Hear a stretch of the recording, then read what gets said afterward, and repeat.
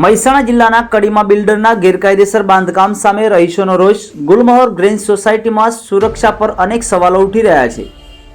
કડી શહેરમાં આવેલી પોશ વિસ્તારમાં ગણાતી ગુલમહોર ગ્રીન સોસાયટીમાં બિલ્ડર અને રહીશો વચ્ચેનો વિવાદ હવે ગંભીર સ્વરૂપ ધારણ કરી રહ્યો છે. લાખો રૂપિયા ખર્ચીને સપનાનું ઘર ખરીદનાર સોસાયટીના સેંકડો પરિવારજનો આજે પોતાની જ મિલકતમાં અસુરક્ષિત સ્થિતિમાં રહેવા મજબૂર બન્યા છે. રહીશો બિલ્ડરો સામે કડક કાર્યવાહી કરવા માંગ ઉઠાવી રહ્યા છે. ત્યારે મળતી માહિતી મુજબ સોસાયટીની બાજુમાં ઊભું થતું ઓમકાર ગ્રેવિટી પ્રોજેક્ટ ગેરકાયદેસર રીતે બાંધકામ કરવામાં આવી રહ્યું હોવાના આક્ષેપો સામે આવ્યા છે. રહીશોનો આરોપો છે કે બિલ્ડરે માર્જિન છોડવાના કાયદાનો ખુલ્લેઆમ ભંગ કરીને સોસાયટીની કમ્પાઉન્ડ વોલને અડીને બિલ્ડિંગ ઊભું કરી દીધું છે, જેના કારણે સોસાયટીમાં મકાનો, હવા અને ઉજાસ પર અસર પડી રહી છે અને રહેવાસીઓના જીવનને જોખમ ઊભું થયું છે. તાજેતરમાં આવેલા તોફાની પવન દરમિયાન નવા બાંધકામમાંથી ઈંટો તૂટી પડી સોસાયટીની ગલીઓમાં આવી ગઈ હતી. સદનસીબે આ ઘટનામાં કોઈ જાનહાનિ થઈ નથી, પરંતુ બાંધકામની ગુણવત્તા અને સુરક્ષા અંગે ગંભીર પ્રશ્નો ઊભા થયા છે. રહીશોનો વધુ આક્ષેપો છે કે કેટલાક બિલ્ડરો સ્થાનિક રાજકીય નેતાઓની છત્રછાયામાં રહી નિયમોનું ઉલ્લંઘન કરી રહ્યા છે. નગરપાલિકાને મામલતદાર કચેરીમાં વારંવાર રજૂઆતો કરવા છતાં હજુ સુધી કોઈ સ્પષ્ટ કાર્યવાહી કરવામાં આવી નથી, જેના કારણે લોકોમાં ભારે રોષ ફાટી નીકળ્યો છે.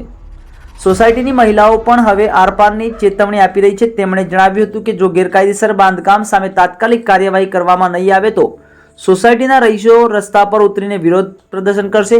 શહેરમાં હવે ચર્ચા છે કે શું કડીમાં કાયદો ચાલે છે કે બિલ્ડરોની મનમાની? અનેક સવાલો જોવા મળી રહ્યા છે.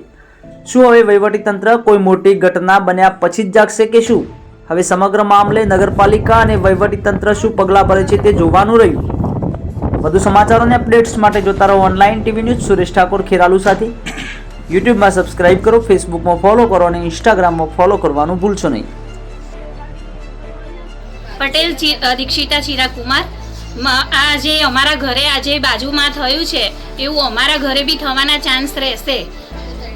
અને અમારા ત્યાં છે 3 માળ એમને ચણી કાઢ્યા છે, પણ અમારા માટે સેફટી શું? આજે એક માળમાં પડી ગયું છે, કાલે આ પવનથી જ ખાલી પડી ગયું છે, રાતે ખાલી થોડોક પવન આવ્યો એમાંય પડી ગયું છે, તો અમારા બા આજે બચી ગયા છે.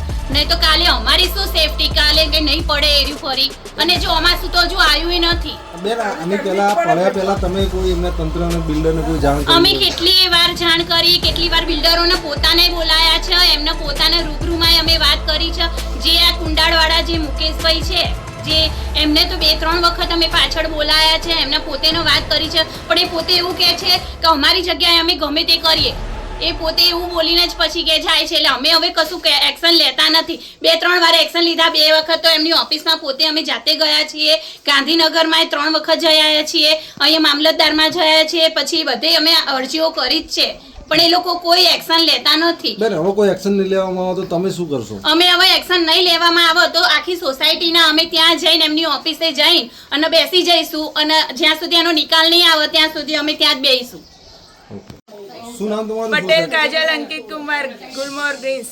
આજે અમારા માત્ર પવન માત્રાથી જ અમારી દિવાલ પાછળની પડી ગઈ. અમારા ડોસીમાં દોડીને આવી ગયા, નકર ડોસીમાં જાનહાનિ થવાનો કાયદો કેસ ઠોકવાનો છે પહેલો તો. એટલે તમે અગાઉ કોઈ તંત્રનો બહુ જ કરેલા છે, અરજી આપેલી છે, બધી લેડીઝો જઈને બોલી આવેલી છે, કોઈ જ આગળ કોઈ એક્શન લીધા જ નહીં. કયા બિલ્ડરે અને કઈ આ ઓમકાર ગ્રેવિટી પાછળવાળી છે. અમે 3 ફૂટ જગ્યા છોડવાની બધી બહુ જ માંગો કરી, કોઈ જ એક્શન લીધા નહીં. આ દિવાલ જે પડી પવનથી, તો તમારા સોસાયટીમાં કેટલો ભય આના લીધે આખી લાઈનનો ભય જ ને 3 માળા ખેંચી લીધા છે. પહેલા જ માળામાં આવું થયું, 3જો માળો થશે ને અમે નીચે હોઈએ તો અમારે માજીના વોશરૂમ માટે ત્યાં બહાર જ ઊંઘવું પડે છે. એટલે કોઈ જાનહાનિ કે એવો કોઈ ભય ખરો તમને? ભય જ ના આપે. આ રૂબરૂ તો ભય છે. હજી તો પહેલો માળો ચણ્યો છે ને 3 માળામાં થશે તો કોણ એ બિલ્ડર લેશે જવાબદારી?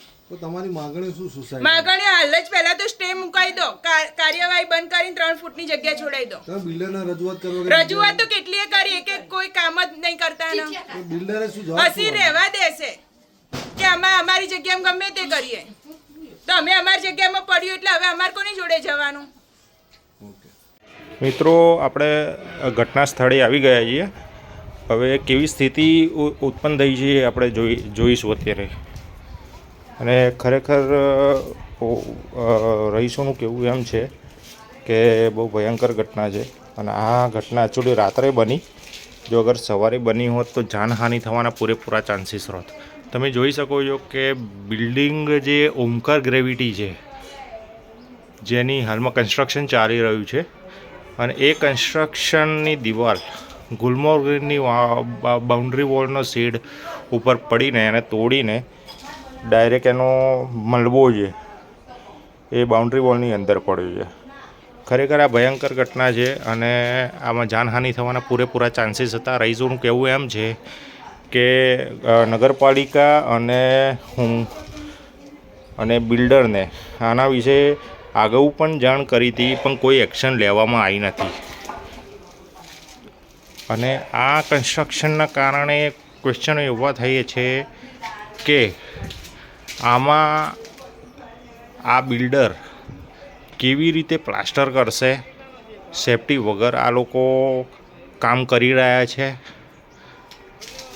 અને વગેરે વગેરે. પણ આપણે ઉપર જઈશું અને એનો પૂરો વ્યૂઝ તમને અત્યારે બતાવીશું.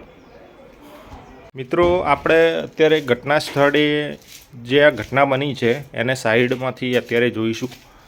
આ ઘટના સ્થળ છે, તમે જુઓ સાઈડમાંથી કેવી રીતે પતરું વાળી કાઢ્યું છે અને આ કેવી રીતે વળ્યું એ પણ તમને બતાવી દઉં. આ વોલ ટુ વોલ આ લોકોએ 3 માળનું સંડાસ અને ટોયલેટ અને બાથરૂમ બનાવી રહ્યા છે. હવે આ લોકોને કેવી રીતે એપ્રુવલ મળી છે એની કંઈ જ ખબર પડી નથી. નગરપાલિકાને આ વિશે જાણ કરી પણ આના માટે કોઈ પણ કહેવા કે અગાઉ પણ આની જાણ કરી છે એવું રહીશોનું કહેવું છે. તો હવે આનો ક્વેશ્ચન માર્ક એવું ઊભો થયું છે કે આ ઘટના ભવિષ્યમાં પણ સર્જી શકે છે. તમને જોઈ શકો છો તમે કેવી ભયંકર ઘટના છે. જાનહાનિ થવાના પૂરેપૂરા ચાન્સીસ છે.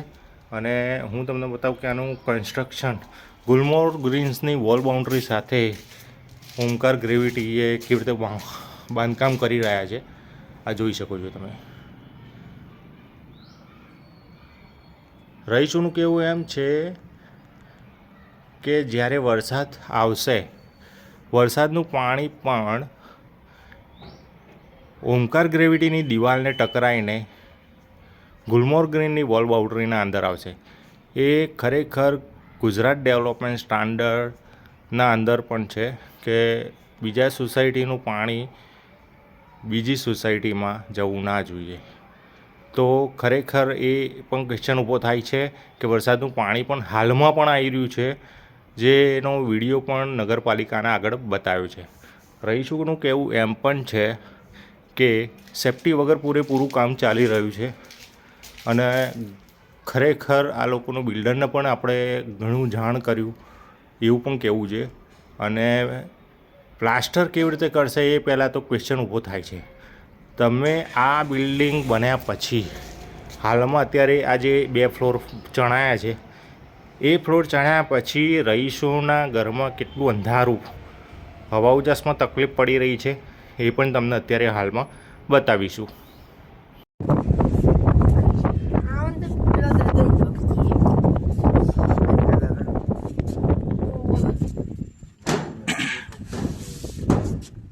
પકડી ખાલી લઈ જઈએ ને તો એ ચાલે. એ ખાલી એકદમ આવી જાય ને તો સારું.